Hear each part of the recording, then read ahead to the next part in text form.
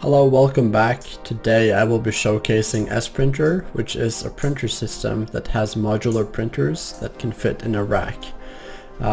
So the way I designed the printers is that they have two screens. It's very easy to brand the printer because they're colorable, and you can also add a logo with imager support. Looking at the printer, you have the side screen, which has statistics and stuff that you will usually need to use more often. So condition, withdraw, recharge, on and off button. You also have these options on the top screen. But on the top screen you also have upgrades, you have settings, and you also have logs, so you can see what happens to the printer. So if I damage it, you can see I did enable notify on damage. Let me just disable it. So yeah, as you can see, it also logs the damage it receives, so you can also see that. So yeah, that's pretty much how the printer itself is. If I put it in the rack, let me just put a few in the rack. Put this over here, this over here. Okay, so on the screen you can see and manage the printers.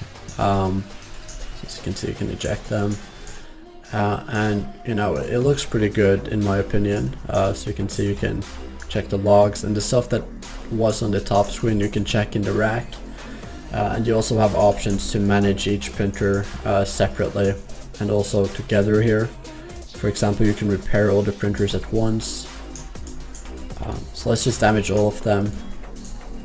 You can see 8,000. You can withdraw the money at once, recharge them at once. So you do have a lot of options here. But yeah, so there are no entities that can't be broken. You can break the printer rack, you can break the printers, and this is also configurable. You can make them more resistant. You can also, you know, make an upgrade for more damage resistance and stuff like that. So you do have a lot of options here for upgrades, and you can also make the upgrades user group specific, and you can change the base value. So you do have a lot of configurable options, and you know, I also tried my best to optimize it so it doesn't draw whenever it shouldn't draw anything. So I did try and make it as smooth as possible without, you know, destroying the gameplay experience, and I think the result is pretty good. So yeah, the printer rack itself is just big enough to fit through a door. It's a little bit smaller than a doorway in width, so you can always get it through.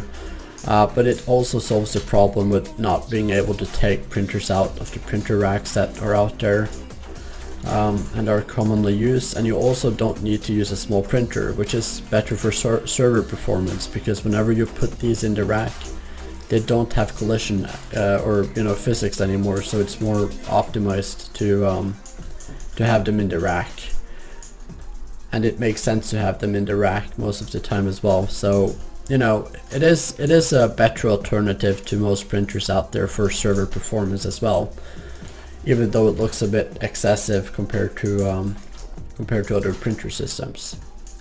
So yeah, also we are adding more features to this printer at any time, so you know, if you have any good suggestions, just make sure to put them down in the suggestions, and you know, I'll look at them and possibly implement them. But yeah, that's pretty much all I have for you guys today.